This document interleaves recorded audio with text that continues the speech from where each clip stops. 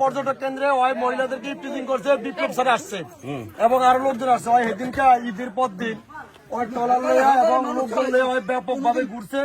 পরে স্যারে সেখানে এই ইফটিজিং রোধের জন্য স্যারে সেখানে কোনোভাবেই ইয়ে করতে পারে না। ওই এইটা শুনিয়া টলার অন্যদিকে ভিড়িয়ে পরে ওই নামিয়ে গেছে। এইভাবে এরপরে মনে করেন স্বামী স্ত্রী ঘুরতে আইয়ে ওই লোকজন দিয়ে আসতে মহিলা করে সরে দিয়া এরপরে ধরিয়া আলাদা আলাদা করিয়া জিজ্ঞেস করে হয় চাঁদাবাজি আর আদায় করে এই তোমার ডকুমেন্ট দেখো, কাবিন দেখো, ইয়ে দেখো, বিভিন্ন হেনস্থার শিকার এই পর্যটকের কেন্দ্রে। এর মধ্যে একটা ঘটনা ঘটছে, 30,000 টাকা নিচে এবং জিনিসপাতি নিয়ে গেছে। এগুলো সব ওর নেতৃত্ব হয়েছে।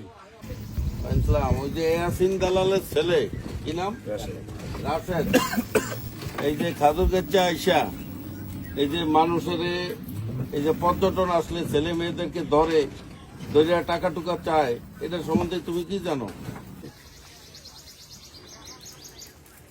এখন তো আমি আরো পাইলাম হয় তাইলে ঘটনা সত্য।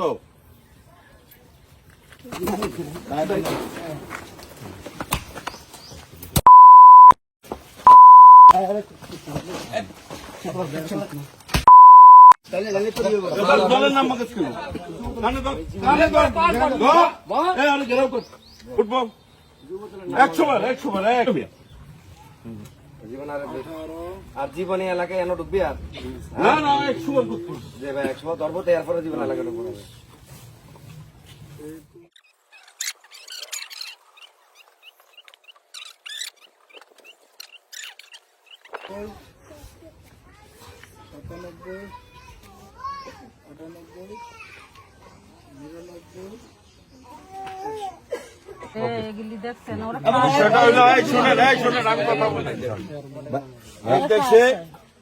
এই চরফেশনের খাদুর দেখছে আপনাদের এই এলাকায় এই যে বিভিন্ন এলাকা থেকে পর্যটক আসে, কথা খেয়াল করেন আপনারা। পর্যটক আসলে আপনাকে লাভ হয় না, আপনারা আপনি কথা বলবেন না। একজনের ব্যবসায়ী থাকলে তার ব্যবসা কিনা হয়, একজনের যদি ট্রলার থাকে সেটা চলে। এরপর আপনার এলাকায় যারা দোকানদারি করে তাদের বেচা কিনা হয়। পর্যটক আসলে কি লাভ হয় না হয় এটা বলেন? লাভ হয়, সবাই বলেন। যদি লাভ হয় আর যদি এরকম সন্ত্রাসী কার্যকলাপ করে, কোন সন্ত্রাসী যদি একটা মেয়ে ছেলে ঘুরতে আসে, স্বামী স্ত্রী ঘুরতে আসতে পারে, আসে না? আচ্ছা, এখানে যদি ওই মেয়েকে আটকানো হয়, ছেলেকে আটকানো হয়, তাহলে কি আর আসবে? কেউ আসবে? তো আপনাদেরও তো দায়িত্ব আছে নাকি? আমরা কি ওই চরপেশন থেকে আইসা নাইলে আজকে ধরলাম এই সন্ত্রাসীদের? আমরা কি সবসময় পারুম?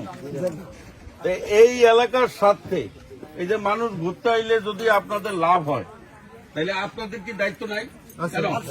দায়িত্ব আছে। এরপর যদি এরকম কেউ সন্ত্রাসী কার্যকলাপ করে, আপনারা কি বানতে পারবেন না? পারবেন সবাই? আতুর সেন থেকে কারা পারবেন? ভয় পান? কি ভয় পান? আচ্ছা, যদি এরপরে এই খাদুর গাছায় কেউ যদি আইসা এই ধরনের মেয়েদেরকে ইফটিজিং করে অথবা পর্যটকদেরকে বাধা প্রদান করে, চাঁদা দাবি করে, তাহলে এদেরকে বেঁধে রাখবেন, বেঁধে আমাকে খবর দিবেন, ঠিক আছে?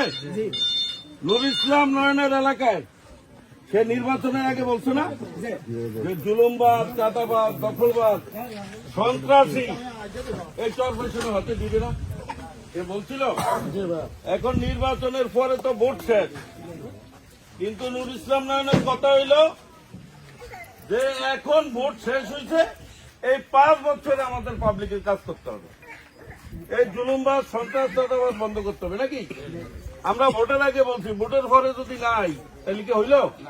আমরা ভোটের আগে যেরকম বলছি, ভোটের পরেও আমরা এই 5 বছর এই চরপেশনের মানুষকে নিরাপদ রাখতে চাই। এই নিরাপদ রাখতে হইলে কি সন্ত্রাস দমন করতে হবে না? তাইলে ওরা আমি লইয়া যাই, পুলিশে দিয়ে দেবো। এই শোনো, হ্যাঁ আমরা লাইব্রেরিটি নিমু এবারের মতো ছেড়ে দেব। ভাই আমি একটু কথা বলি। আচ্ছা কথা বললো না ভাই। এরকম কোনো অন্যায় অপরাধ করে তোলার পরে তো ধরুম আর বাবা আরে ভাই কথা বললো না, আপনি দায়িত্ব নিবেন। আচ্ছা আপনি নিবেন। এই যাই দাঁড়ান। আরে ভাই দাঁড়ান না, আপনি তো মূর্খ, আমি মূর্খ। আচ্ছা কে কে দায়িত্ব নিচ্ছেন? আপনারা দায়িত্ব নিচ্ছেন? আমরা দায়িত্ব নিচ্ছি। এই রহমান জি, ওই যে অগর থেকে টাকা নিছে, এই টাকা দিবে কে? আচ্ছা মহিলাদের কাছে টাকা নিছে, এই টাকা দিবে কে? আমি তো কোনো দোষ না। আরে ভাই কিছু হয় তাইলে কিন্তু আপনারা দলের হিসাবে দায়িত্ব থাকবে। তাইলে কিন্তু আপনাকে বিরুদ্ধে আমরা সাংগঠনিক ব্যবস্থা নেব। এই দায়িত্ব আপনি নিছেন ইনশাআল্লাহ। ঠিক আছে, যান। আপনার সম্মানার্থে আমি ছেড়ে দিলাম। এই